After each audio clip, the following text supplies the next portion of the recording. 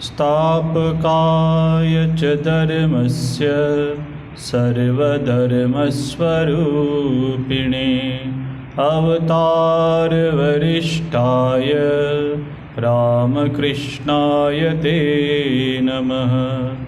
जननीं शारदां देवीं रामकृष्णं जगद्गुरुं पादपद्मे तयो श्रित्वा प्रणमामि मुहुर्मुहुः। नमस्ते यतिराजाय विवेकानन्दसूरये सच्चित्सुखस्वरूपाय स्वामिने तापहारिणे।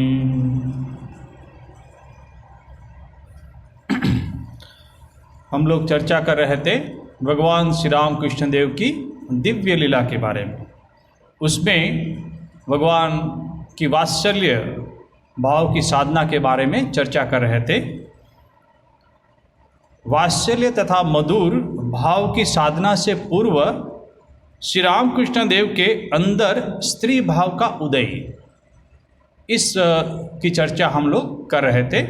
उसमें अब आगे हम लोग देखते हैं कि कैसी कैसी घटना भगवान श्री राम कृष्ण देव के जीवन में घटित होती है। स्त्री भाव, श्री जगन्माता की सखी के रूप में चिंतन कर चमरले वे उनका विजन करने में नियुक्त रहते थे। शरतकालीन देव पूजन के समय मथुर बाबू के कलकत्ता स्थित भवन में उपस्थित हो रमणी श्रद्धस्य वेशभूषा धारण कर वे कुल वधुओं के साथ देवी का दर्शन किया करते थे। अब देखिए, जब माँ भवतारिणी के चवर डुला रहे हैं तो रमणी के जैसे एक स्त्री की तरह वो वेशभूषा धारण करते हैं और देवी के दर्शन कर रहे हैं, तथा स्त्री भाव के प्राबल्य से इस बात को भूल जाते थे कि जब उन्होंने ऐसा वेश धारण किया रमणी का, स्त्री का, तो अब वो जो पुरुष है वो भी भगवान भूल जाते थे। इस बात को भूल जाते थे कि वे स्वयं पुरुष देह विशिष्ट है। उनका जो पुरुष देह है वो भी भूल जाते थे। अब ये घटना जो है हम उसका सविस्तार हम लोग अध्ययन करेंगे। मथुर बाबू की पत्नी श्रीमती जगदम्बा दासी, उन्होंने क्या किया, शीघ्रता के साथ अपने बहुमूल्य आभूषणों को निकालकर बाबा को पहना, बाबा मीन्स भगवान श्री राम कृष्ण देव को पहनाती हुई उनके कान में बारंबार कहने लगी। अब जितने भी आभूषण थे वो भगवान को पहना दिए और रमणी की तरह ऐसे उसको सजा दिए और फिर उनको कान में कहने लगे। कौन? मथुर बाबू की पत्नी श्री जगदम्बा दासी कहती है, बाबा चलिए ना, कान में कह रहे धीरे से, बाबा चलिए ना, माँ की आरती होने वाली है, माँ पर आप चवर डुलाएंगे नहीं? अभी बोले संध्या आरती हो रही है माँ की, तो चलिए। तो जैसे ही ये सुना, मथुर बाबू की पत्नी की बातें श्री राम कृष्ण देव के कान में प्रविष्ट हुई। तत्काल ही वे कुछ स्वस्थ हो अर्ध बाह्य दशा में, देखिए फिर समाधि में चले गए। अर्ध बाह्य दशा, अर्ध बाह्य दशा में आनंद से प्रफुल्लित होते हुए उनके साथ चल दिए। किनके साथ? मथुरनाथ की पत्नी के साथ। पूजन मंडप में उनके पहुंचते ही आरती प्रारंभ हुई। जैसे ये दो लोग, बाकी जितने भी भक्त थे वो श्री राम कृष्ण देव के साथ जैसे ही मंदिर में उपस्थित हुए तो आरती शुरू हुई। अब कल्पना कीजिए पूरी घटना कैसे हो रही है। अपने मन की शक्ति के द्वारा उस चित्र को सामने लाने की कोशिश कीजिए कि आरती प्रारंभ हुई। श्री राम कृष्ण देव भी महिलाओं से परितृप्त होकर देवी प्रतिमा को चवर डुलाने लगे।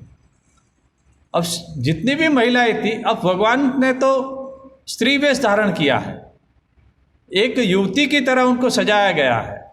जितने आभूषण से या उनके जो वस्त्र है वो भी स्त्री की तरह है, और बाकी स्त्री जो थी, बाकी महिलाएं थी, उसके साथ खड़े होके भगवान माँ जगदम्बा को चंवर डुलाने लगे।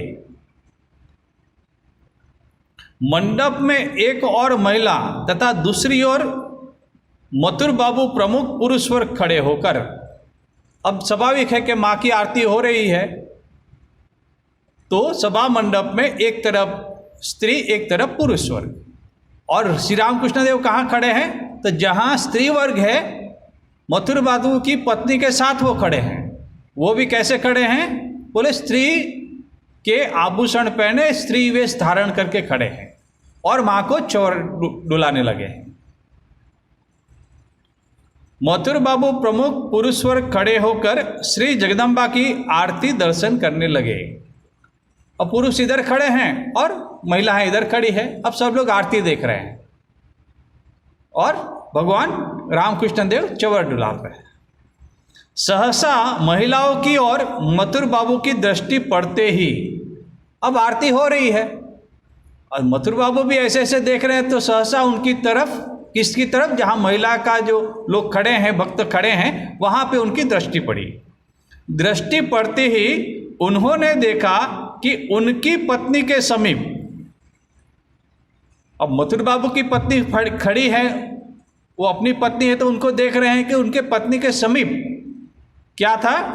उनके पत्नी के समीप सुंदर वस्त्र तथा आभूषण आदि पहनकर। बोले ये कौन है? सुंदर आभूषण और वस्त्र पहनकर क्या कर रही हैं? अपूर्व सौंदर्य विस्तार करती हुई। बोले वो जो महिला है वो चंवर डुला रही है, बोले इतने सुंदर वस्त्र पहन, अपूर्व सौंदर्य है उसमें, भले ही उसका मुख जो ढका हुआ है फिर भी खड़ी है, तो बोले अपूर्व सौंदर्य है। अपूर्व सौंदर्य विस्तार करती हुई कोई खड़ी होकर देवी प्रतिमा को चंवर कर रही है। बोले कौन है? कोई होगी। अब वो चंवर डुला रही है, ये मथुर बाबू देख रहे हैं। बारंबार देख कर भी जब वे ये समझ नहीं पाए कि वे कौन है,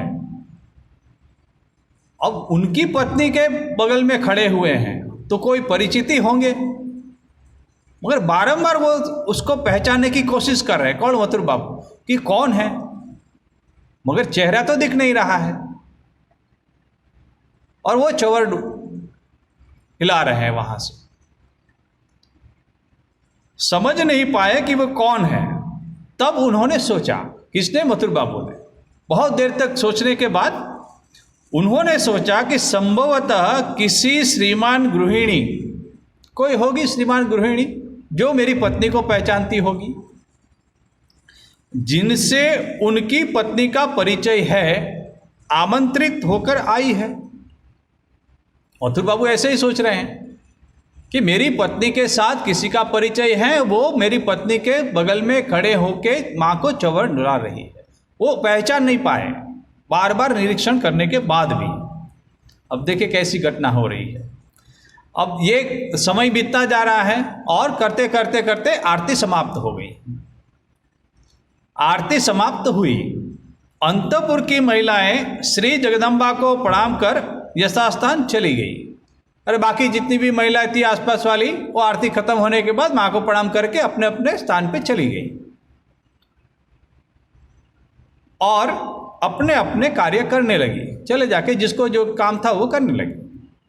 श्री रामकृष्ण देव भी उसी प्रकार अर्ध बाह्य दशा में मथुर बाबू की पत्नी के साथ भीतर चले गए। श्री रामकृष्ण देव भी मथुरनाथ पत्नी जहाँ जा रही है उनके साथ वो भी चले गए और स्त्री वेश धारण किए हुए हैं, वो भी वहाँ चले गए तथा क्रमशः संपूर्ण स्वाभाविक स्थितियों को प्राप्त कर, वो बाह्य दशा में थे, अर्ध बाह्य दशा में थे, समाधि में थे, तो कहते हैं कि स्वाभाविक स्थिति को प्राप्त कर आभूषण आदि उतारने के पश्चात, और जितने भी आभूषण पहने थे भगवान श्री रामकृष्ण देव ने वो सब उतार दिए, जितने भी स्त्री वेश किया था वो सब उतार दिया।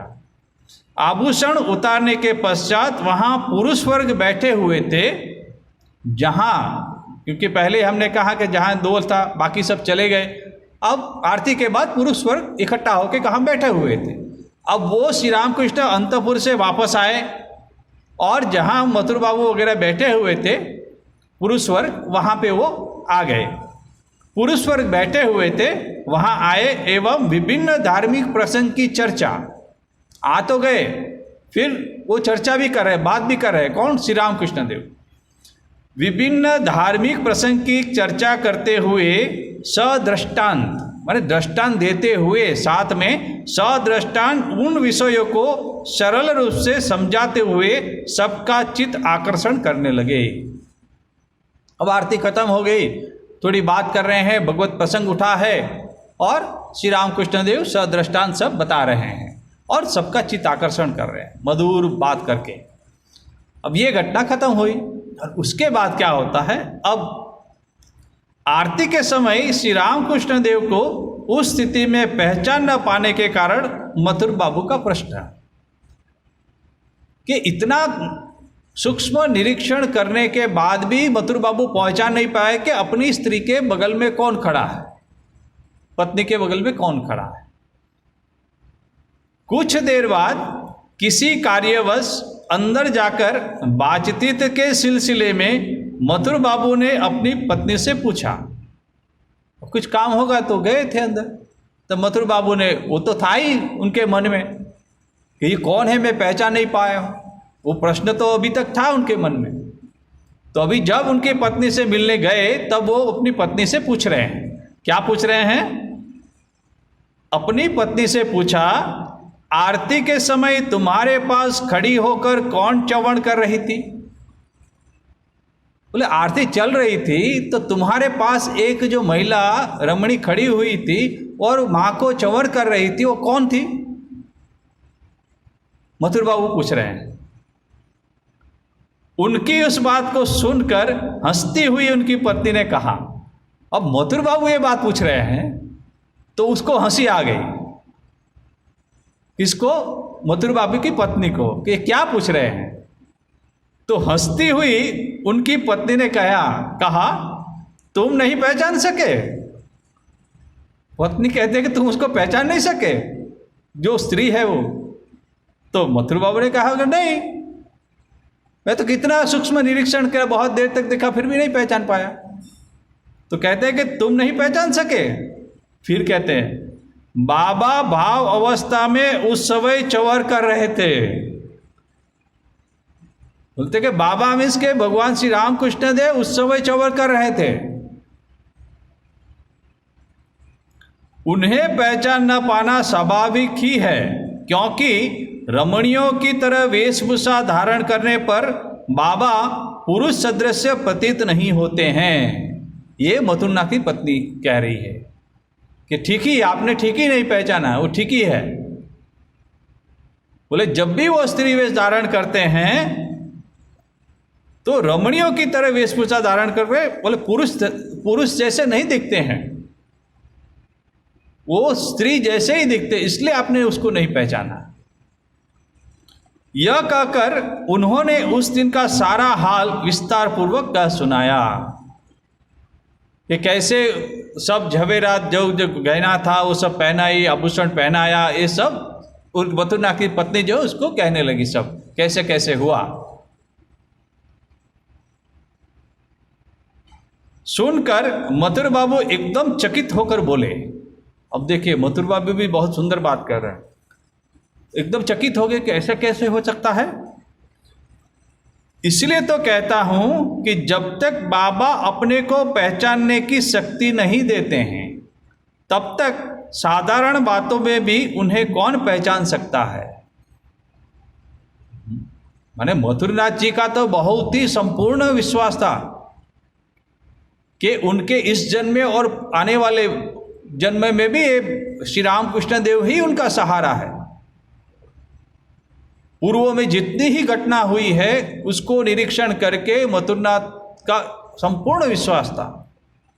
इसलिए वो कह रहे हैं कि श्री रामकृष्ण देव को पहचानना कोई सामान्य बात नहीं है। जब तक वो नहीं पहचानने के आएंगे सामने से, तब तक किसी की शक्ति नहीं कि उनको पहचान सके। ये बात कह रहे हैं। अवतार होके आए हैं, अवतार धारण किए हैं, मगर वेश छुपाकर। इसलिए कह रहे हैं, बहुत सुंदर बात कहते हैं, बाबा अपने को पहचानने की शक्ति नहीं देते, तब तक साधारण बातों में भी उन्हें कौन पहचान सकता। साधारण बात बोले रमणीय है, अवतार की बात वो बात तो दूर रही, मगर साधारण बात में भी श्री रामकृष्ण जब तक वो नहीं करते हैं तब तक कोई उनको पहचान नहीं पाता है। तुम स्वयं ही विचार कर देखो कि, अब कहते हैं बोले तुम स्वयं विचार करके देखो कि 2400 घंटे उनको देखते तथा उनके साथ रहते हुए भी, बोले मैं तो रामकृष्ण देव के पास 24 घंटा रहता हूँ और देखता रहता हूँ और उसका साथ अनुभव करता रहता हूँ। उनके साथ रहते हुए भी आज उनको नहीं पहचान सका। माने श्री रामकृष्ण देव जब श्री वेश धारण करते हैं तो संपूर्ण रूप से वो उसी भाव में रहते हैं, कोई उनको पहचान नहीं पाते हैं। तो ये एक बहुत ही सुंदर घटना श्री रामकृष्ण देव के जीवन में घटित हुई थी। दूसरी भी, जब वो बाल्य अवस्था में थे तब भी ऐसी एक घटना हुई थी, उसकी चर्चा हम लोग ने पहले कर चुकी है, मगर अभी उसमें थोड़ा फिर हम लोग देख देते हैं कि पहले वहाँ जब कामारपुकुर में थे तब दुर्गादास पाइन एक करके रहते थे। तो उनको बहुत अहंकार था, घमंड था कि मेरे अंतःपुर में जाके कोई भी हमारी जो रमणीय स्त्रियां हैं उसको देखते नहीं, देखने की किसी की शक्ति नहीं है, कोई अंदर प्रवेश नहीं कर सकता, ऐसा उसका अहंकार था। वो कहते थे कि कोई भी उनके अंतःपुर की बातों को जानने में समर्थ नहीं है तथा किसी ने उनके घर की स्त्री को कभी नहीं देखा है, ऐसा कह के वो सीतानाथ जी थे उसके सामने ये सब अहंकार करते थे। कौन? दुर्गादास जी। अब ये बात रामकृष्ण देव गदाधर को पता लगी। अब वो क्या कह रहे हैं, जब उनको ये पता लगा कि कोई भी अंदर प्रवेश नहीं कर पाते, तब श्री रामकृष्ण देव ने बहुत ही महत्वपूर्ण बात कही। उन्होंने कहा, पर्दा प्रथा के द्वारा क्या कभी स्त्रियों की सुरक्षा संभव है? बोले स्त्रियों के घर में रखना और कोई अंदर जाके ना देख सके, तो ये क्या मार्ग है? पर्दा प्रथा से उसकी रक्षा करना संभव है? मगर उन्होंने फिर उसका उपाय भी दिखा दिया। अवतार भगवान श्री रामकृष्ण देव ने उपाय दिखाया है। वो उस समय नहीं, आज के समय के लिए भी उतना उचित है। वो कह रहे हैं, अच्छी शिक्षा तथा देव भक्ति के प्रभाव से ही वे सुरक्षित रहती है। दो बातें कह दी, एजुकेशन और भगवान में विश्वास। अच्छी शिक्षा और देव भक्ति के प्रभाव से ही वे सुरक्षित रहती है। फिर कहते हैं, यदि मैं चाहूं तो तुम्हारे घर के अंदर की स्त्रियों को देख सकता हूं। वो गदाधर ने कह दिया दुर्गादास जी को, तथा सारी बातों को भी जान सकता हूं। तब वो तो अहंकार थे उनको, दुर्गादास जी को। तब बोले हैं, मैं भी देखना चाहता हूं कि कैसे तुम जान सकते हो। तो देखता हूं मैं भी। और वो तो वहाँ कुर्सी लेके बैठे हुए हैं वरांडा में, कोई नहीं जाएगा अंदर। तो सालों से उसका वो अभ्यास है, कोई जाए तो अंदर देखता हूँ, रक्षा करते हैं। फिर श्री रामकृष्ण देव कहते हैं, अच्छा देखा जाएगा। वो भी नटखट है, बोला अच्छा देखा जाएगा। फिर तो चले गए। उसके बाद क्या किया श्री रामकृष्ण देव ने? एक मोटी तथा मैली साड़ी एवं चांदी के गहने पहनकर, कहाँ से व्यवस्था कर ली ये सब चीज? तब तो छोटे थे, गदाधर थे। पहनकर जुलाहिन की तरह वेश बना, कांख पर एक टोकनी रखकर, घूंघट में मुंह ढककर। देखिए कैसा, एक पुरानी साड़ी कहाँ से ले आए, फिर गहने कहाँ से ले आए, एक टोकरी ले आए और घूंघट निकाला कि कोई उसको देख न ले, मुंह देख न ले। टोकनी रखकर घूंघट में मुंह ढककर सायंकाल से कुछ ही पूर्व बाजार की ओर से दुर्गादास जी के मकान के सामने आकर उपस्थित हुआ। कौन? गदाधर। अब बाजार से आ रहे हैं, अब बाजार में भी उसको सब लोग पहचानते हैं, मगर ये घूंघट निकाल के साड़ी पहन के वो जा रहे हैं, तब भी कोई नहीं पहचान रहा है। वो वहां दुर्गादास जी के पास आके उपस्थित हो गए। अब कहने लगे कि क्यों आए हैं, इस कुछ सवाल पूछे। वो बाहर ही बैठे हुए थे। तो रामकृष्ण देव कहते हैं, जुलाहीन बताया था तथा सूत बेचने के निमित्त बाजार में आकर साथियों से बिछुड़ जाने के कारण अत्यंत असहाय कर अपना परिचय प्रदान किया। मैं तो सूत बेचने आई हूँ, गांव से आई हूँ, असहाय हो गई हूँ, अब कहाँ जाने का वो नहीं है। तो ऐसा बात कर रहे हैं गदाधर इत्यादि 2-4 प्रश्न किए। तब उत्तर पाने पर कहा, ठीक है। अब ये दुर्गादास जी कह रहे हैं, ठीक है, भीतर जाकर स्त्रियों के समीप रहो। वो परमिशन मिल गई और ऐसा सुंदर उन्होंने अभिनय किया तो वो मान गए कि ये कोई रमणी है, स्त्री है। गदाधर को पहचान ही नहीं पाए दुर्गादास जी, और वो तो अंदर चले गए। और अंदर जाके भी उन्होंने सब जितनी भी स्त्रियां थी वो सब के साथ श्री रामकृष्ण देव बात कर रहे हैं, सब खबर पूछ रहे हैं, और एक एक कोने में क्या क्या चीज पड़ी है सब निरीक्षण कर रहे हैं श्री रामकृष्ण देव। और ये सब करने के बाद और वार्तालाप सुन रहे हैं एक दूसरे के साथ। और ये करते करते करते एक प्रहर रात्रि बीत गई, शाम ढलते ही थोड़े अंधकार हो गया। और उस समय क्या हुआ कि रामेश्वर जी घर में है। अब माँ ने कहा कि गदाई कहाँ गया, अभी तक नहीं आया, शाम हो गई, रात होने वाली है। अब रामेश्वर जी को चिंता हुई कि गदाई कहाँ गया। तो देखा बाजार में गए, वहाँ नहीं मिला, दूसरी जगह गए, वहाँ नहीं मिला, पाठशाला में गए, वहाँ नहीं मिला। अब घूमते घूमते घूमते कहाँ है, ये दुर्गादास जी के मकान के वहाँ। और जोर जोर से पुकार रहे हैं उसको, किसको? गदाई का नाम लेकर। अब जैसे ही गदाई का नाम लेके पुकारा, अब वो तो अंदर में है, जैसे ही पुकारा तो पहचान गए, तो ये रामेश्वर जी का आवाज है। तो ऊपर से ही वो आवाज देते हैं श्री रामकृष्ण देव, अंदर से ही, दादा अभी आ रहा हूं। और ऐसे करके श्री रामकृष्ण दौड़े, गदाई जो है वहां अंदर से दौड़े। तब पता लगा सबको कि ये तो भाई गदाई है। तो ये भी बहुत एक रमूज की घटना थी। और पहले ये पता लगा तो दुर्गादास जी तो बहुत गुस्सा हो गए और थोड़े लज्जित भी हुए, क्योंकि अहंकार था। अहंकार को दूर करके श्री रामकृष्ण देव अंदर चले गए। तो लज्जित तथा रुष्ट हुए, किंतु बाद में उनकी अब वेशभूषा सब देख के वो भी फिर हंसने लगे। और उस समय उनका अहंकार चूर्ण हुआ था। तो ये भी भगवान श्री रामकृष्ण देव की दिव्य लीला। भगवान जब आते हैं तब ऐसी दिव्य लीला भगवान जैसे श्री कृष्ण के जीवन में भी हम लोग देखते हैं, कैसी सुंदर सुंदर दिव्य लीला वृंदावन में करते हैं। ठीक वैसे ही भगवान जब अवतार लेते हैं तो भगवान के जीवन में ऐसी दिव्य लीला का वर्णन भी हमको प्राप्त होता है।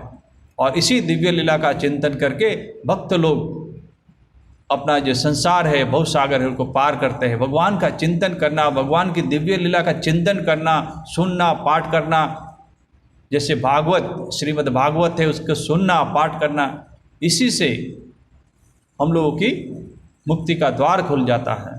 तो ऐसी सुंदर सुंदर घटना श्री रामकृष्ण देव के जीवन में घटित हुई थी। जिस समय हम लोगों ने दक्षिणेश्वर में श्री रामकृष्ण देव के समीप जाना प्रारंभ किया था, उस समय भी कभी कभी उनके अंदर हमने स्त्री भाव का उदय होते देखा है। किंतु उस समय उनका वह भावावेश साधना काल की तरह दीर्घस्थायी नहीं होता था। कि जब साधना करते थे भगवान, तब जो भाव में रहते थे वो दीर्घ काल तक रहता था।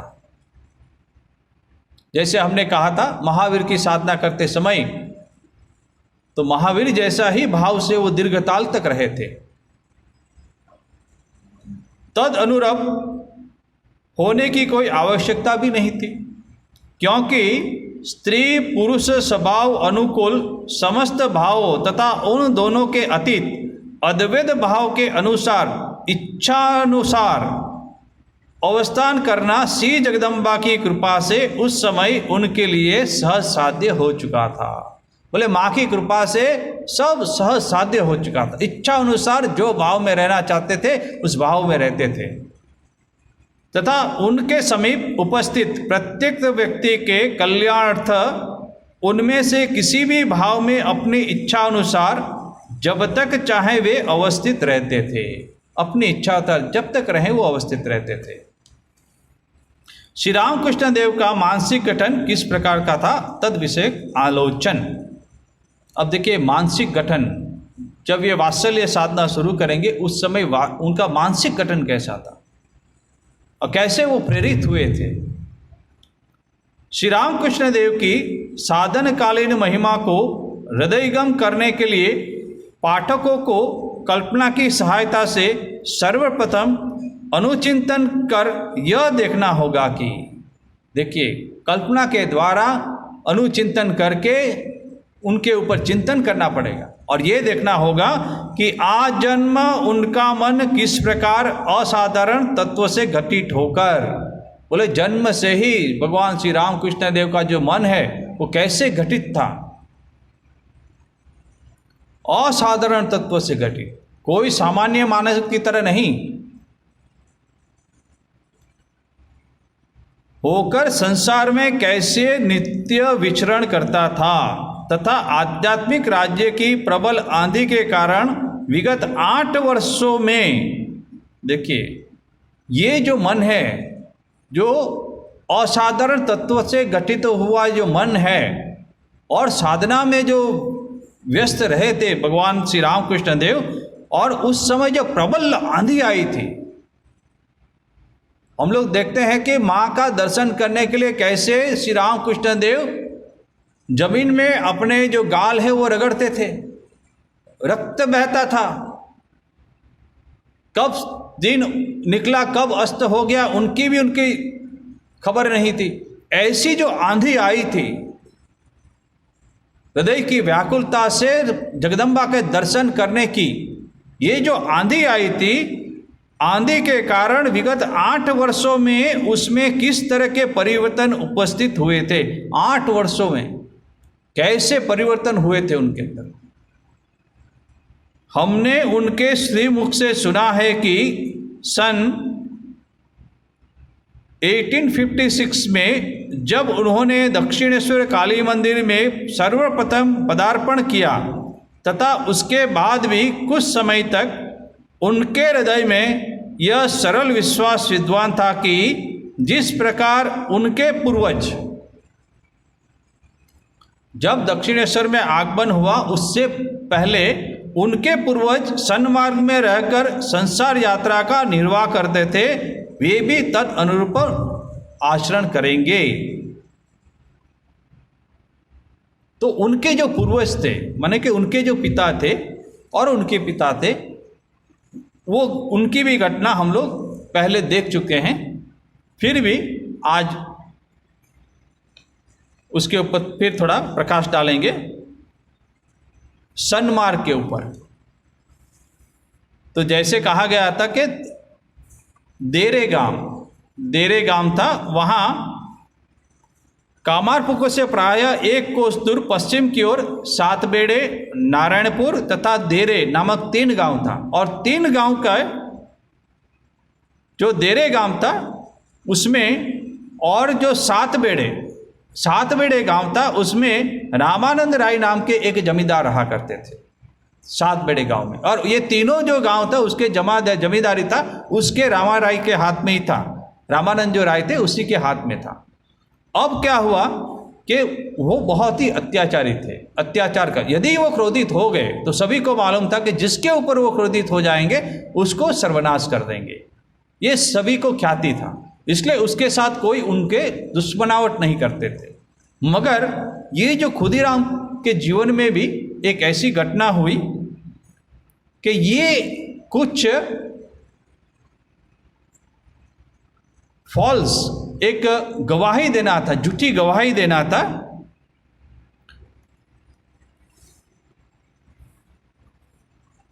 गांव के किसी व्यक्ति पर असंतुष्ट होकर उन्होंने अदालत में एक झूठा मुकदमा दायर किया तथा उसमें विश्वासी गवाह की आवश्यकता होने के कारण श्री खुदीराम जी को अपनी ओर से गवाही देने के लिए उन्होंने अनुरोध किया।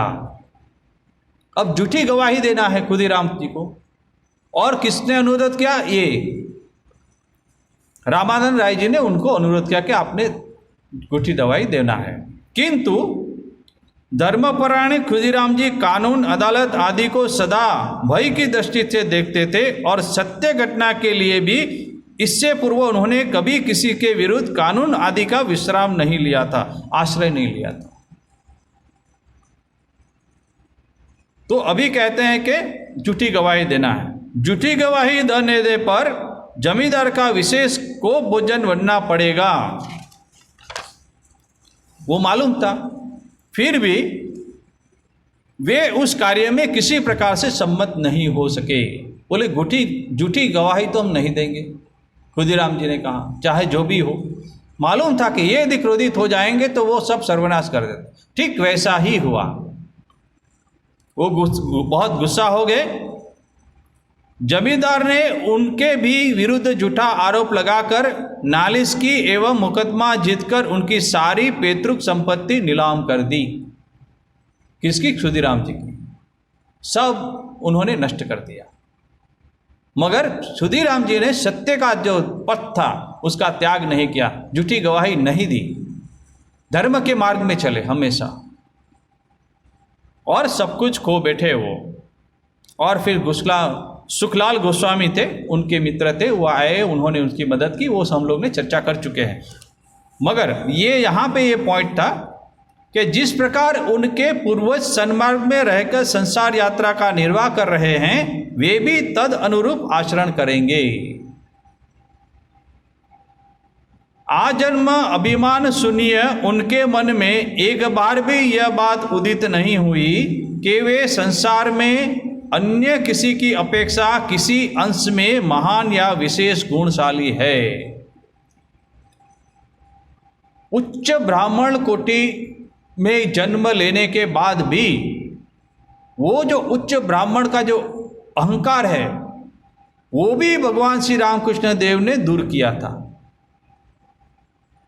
और किसी भी प्रकार से वो किसी से महान गुणशाली नहीं है, विशेष गुणशाली नहीं है, ऐसा आचरण श्री रामकृष्ण देव करते थे।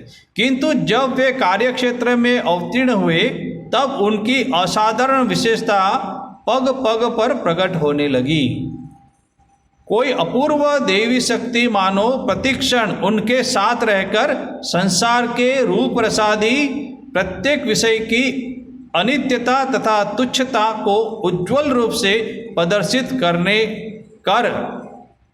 देखिए, कोई ऐसी दिव्य शक्ति है, माँ जगदम्बा, उनको पग पग पर उनको सचेत, उनको सावधान, उनकी रक्षा वो सब कर रही हैं और उज्ज्वल रूप से प्रदर्शित कर उनके नेत्रों के सम्मुख स्थापित करती हुई उन्हें सदा विशुद्ध मार्ग में परिचालित करने लगी। बोले उनके नेत्रों के सामने पथ दिखा रही है। शुद्ध सत्य के अन्वेषी तथा स्वार्थ शून्य श्री रामकृष्ण देव भी उसके इशारे पर चलने में शीघ्र ही अभ्यस्त हो गए। अब संपूर्ण शरणागति थी माँ जगदम्बा के ऊपर, और माँ जगदम्बा जैसे ही पाथ दिखा रही हैं उस पाथ पे चलने के लिए भगवान श्री रामकृष्ण का जो मन है और उसके इशारे पे चलने के लिए अभ्यस्त हो गए कि सब कुछ माँ की इच्छा से हो रहा है।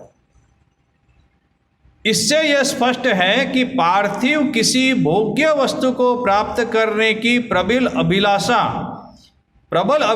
अभिलाषा उनके मन में यदि विद्यमान होती तो उनके लिए कभी भी उस प्रकार का आचरण करना संभव नहीं होता। बोले भोग्य वस्तु प्राप्त करने की इच्छा ही नहीं है, यदि होती तो ऐसा आचरण कर ही नहीं पाते। इसलिए संपूर्ण माँ के चरणों में शरणागत होके भगवान श्री रामकृष्ण देव वो अभ्यस्त हो गए थे। श्री रामकृष्ण देव के मन में संस्कार का बंधन कितना अल्प था, अपूर्व संस्कार वो कितना अल्प था, उसकी भी चर्चा हम लोग करते हैं। समस्त विषयों में श्री रामकृष्ण देव के आजन्म आचरण का स्मरण करने पर पाठकों को पूर्वोक्त कथन हृदयगम होगा। संसार में प्रचलित शिक्षा का उद्देश्य दाल रोटी प्राप्त करना, यानी अर्थोपार्जन करना है, यह जानकर उन्होंने विद्याभ्यास नहीं किया। बोले ब्राह्मण का काम है पूजा पाठ करना, शास्त्र का अध्ययन करना। बोले ये तो बोले दाल रोटी कमाने के लिए है, दाल रोटी प्राप्त करने और अर्थ माने पैसा कमाने के, रुपया कमाने का एक माध्यम है, ये उनको ऐसा लगा। तब हम लोग जब उनको कहा गया था, जब वहाँ कलकत्ता ले गए थे, तब राम कुमार जी के तिरस्कार तथा भर्त्सना के उत्तर में उन्होंने स्पष्ट रूप में कहा था, श्री रामकृष्ण, जब वो पढ़ाई नहीं कर रहे थे, पढ़ाई में मन नहीं लग रहा था, अर्थोपार्जन के कार्य में विशेष रूप से संलग्न नहीं हो रहे थे, तब राम कुमार जी को चिंता हुई, यदि ये ठीक से पढ़ाई नहीं करेंगे तो भविष्य में वो अर्थ उपार्जन नहीं करेंगे तो संसार कैसे चलाएंगे। ये चिंता राम कुमार को सतत सताए रहती थी। तब उनको टोका था श्री रामकृष्ण देव को। तब श्री रामकृष्ण देव ने कहा था, दाल रोटी प्राप्त करने वाली विद्या मुझे नहीं चाहिए। एकदम स्पष्ट शब्द में कह दिया था, मैं तो ऐसी विद्या सीखना चाहता हूं जिससे ज्ञान का उदय होकर मनुष्य वास्तव में कृतार्थ हो जाता है। एकदम स्पष्ट वाक्य में राम कुमार जी को कह दिया था जब वो कलकत्ता में गए, छोटे थे तब। तो कहते हैं कि दाल रोटी प्राप्त करना यानी अर्थोपार्जन करना है, यह जानकर उन्होंने विद्याभ्यास नहीं किया। संसार यात्रा निर्वाह में सहायता मिल सकेगी, यह सोचकर पुजारी पद को स्वीकार करने के पश्चात उन्होंने यह अनुभव किया कि देव उपासना का लक्ष्य कुछ और ही है। बोले देव की उपासना करने का तो लक्ष्य कुछ और ही है, तथा ईश्वर प्राप्ति के निमित्त वे उन्मत्त हो गए। माने पूजा करनी है किस लिए? भगवान की, ईश्वर के दर्शन करना है, तो फिर उसी में वो उन्मत्त हो गए। संपूर्ण संयम के द्वारा ही ईश्वर प्राप्ति होती है। बोले मन को संयमित करने के बाद ही ईश्वर प्राप्ति होती है, ये उनको समझ आ गया। यह समझकर विवाहित होने पर भी उन्होंने स्त्री ग्रहण नहीं किया। माँ शारदा देवी से विवाह करने के बाद भी कभी भी शारीरिक संपर्क नहीं हुआ, स्त्री ग्रहण नहीं किया।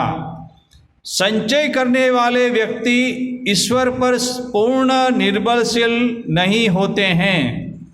जो भी संचय करता है, चाहे धन या किसी का भी चीज का संचय करता है, उस संचय करने वाले व्यक्ति को ईश्वर के ऊपर निर्भरता नहीं रहती, क्योंकि उसके पास संचय किया हुआ सब वस्तु पड़ी है, तो ईश्वर की क्या आवश्यकता है। तो कहते हैं कि संचय करने वाले व्यक्ति ईश्वर पर पूर्ण निर्भरशील नहीं होते हैं। यह जानकर कांचन आदि का तो कहना ही क्या, माने रुपया पैसे का तो कहना ही क्या, सामान्य पदार्थ तक संग्रह करने की भावना को उन्होंने अपने हृदय में जन्मे नहीं दिया। सामान्य भी बोले, रुपया पैसा का तो बात छोड़े, सामान्य चीज जो है वो भी संग्रह करने की भावना उसके मन में जमने नहीं दी। ऐसी अनेकानेक बातें श्री रामकृष्ण देव के संबंध में कही जा सकती है। उन बातों की पर्यालोचना करने पर यह पता चलता है कि साधारण मानवों को मुक्त करने वाले संस्कार के बंधन का उनके हृदय पर बचपन से ही कितना अल्प प्रभाव पड़ा था। बचपन से ही ऐसे थे, संग्रह नहीं करना।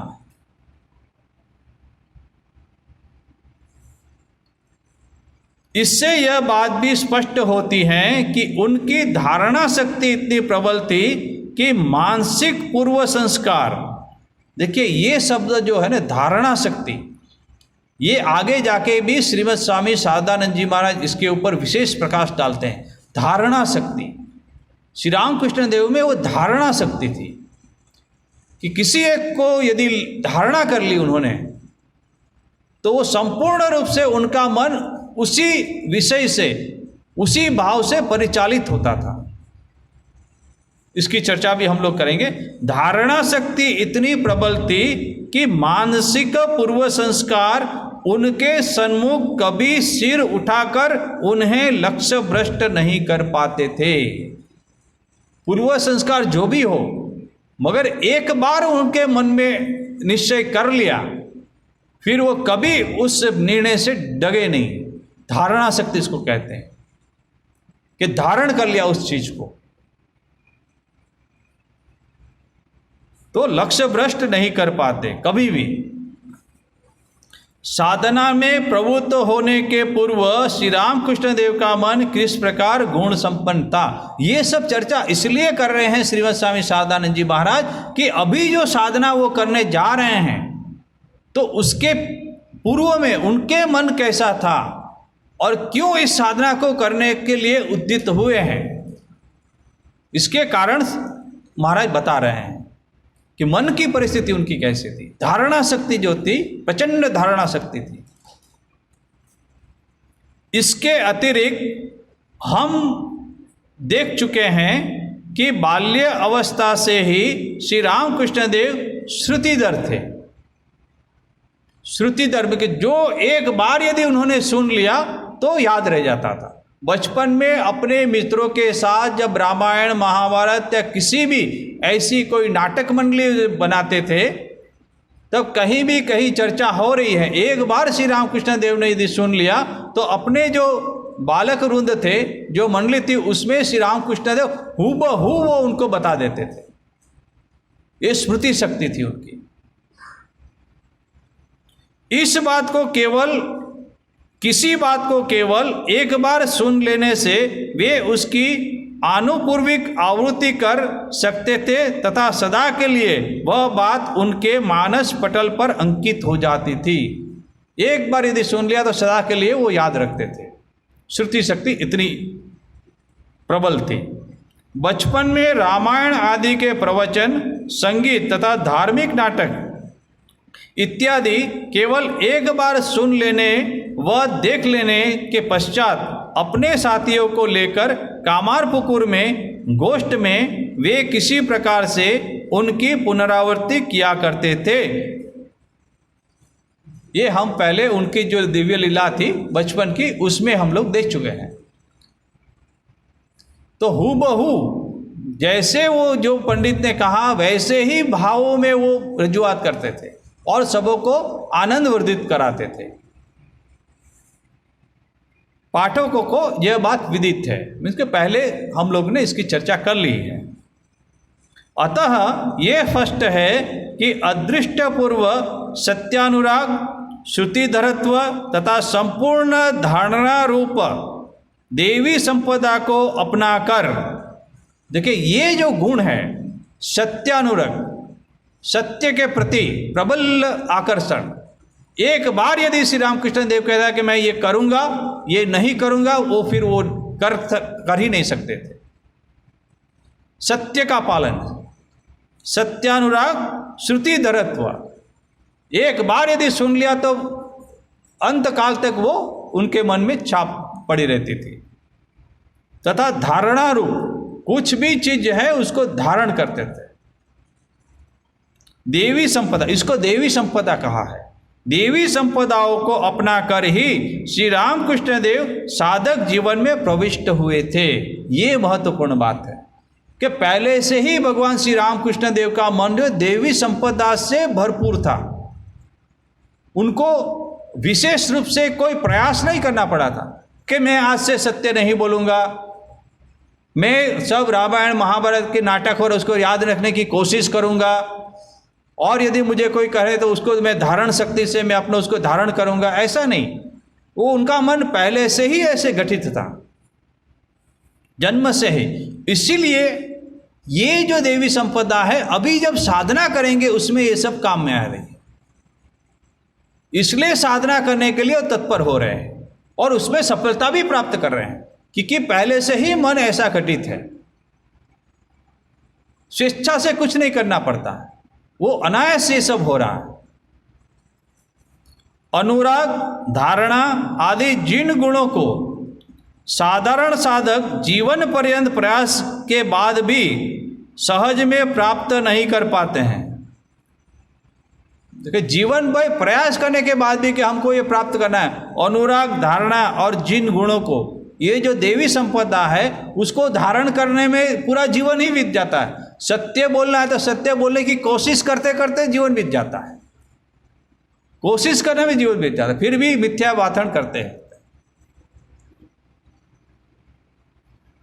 वे उन गुणों को आधार बनाकर साधन राज्य की ओर अग्रसर हुए थे। कौन गुण? ये जो देवी संपदा जो गुण है उसको आधार बनाकर समस्त जितनी भी साधना की है उसमें अग्रसर हो रहे हैं।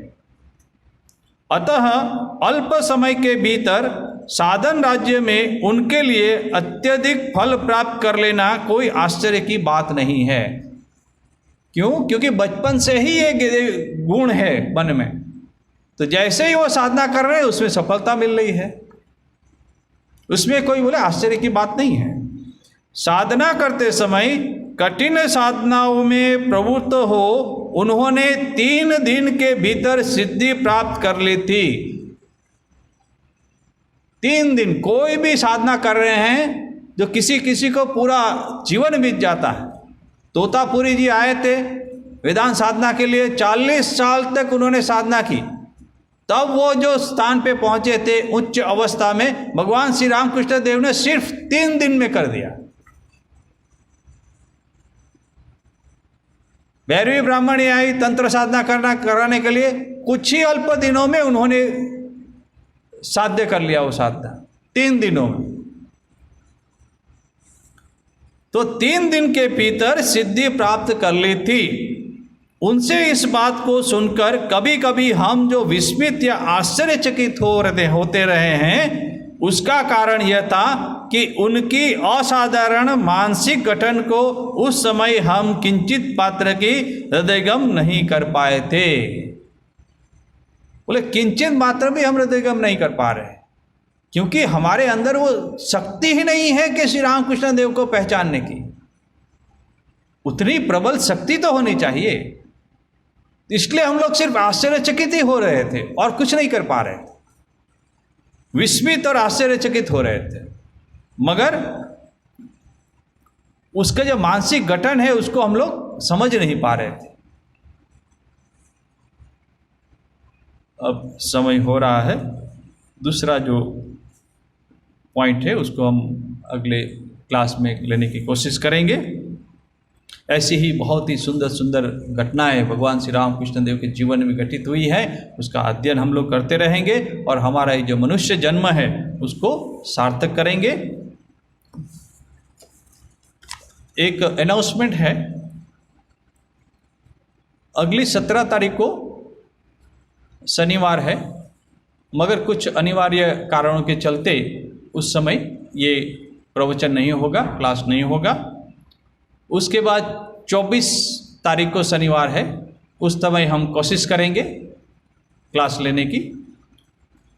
मगर उसके बाद के जो शनिवार है उस समय 1 तारीख है, मगर मैं श्री अमरनाथ यात्रा जी के लिए जा रहा हूँ, इसलिए उसके बाद के जितने शनिवार है जब तक मैं यहाँ वापस ना आऊँ तब तक के लिए अनिश्चित काल के लिए वो स्थगित रहेंगे। इसलिए जो ऑनलाइन जो क्लास सुन रहे हैं, इसलिए मैंने ये अनाउंसमेंट किया है कि तब तक के लिए क्लास स्थगित रहेंगे जब तक मैं यात्रा करके वापस ना आऊँ। तो 29 को हम यहाँ से जाएंगे, तो उसके बाद के जो क्लास है वो स्थगित रहेंगे।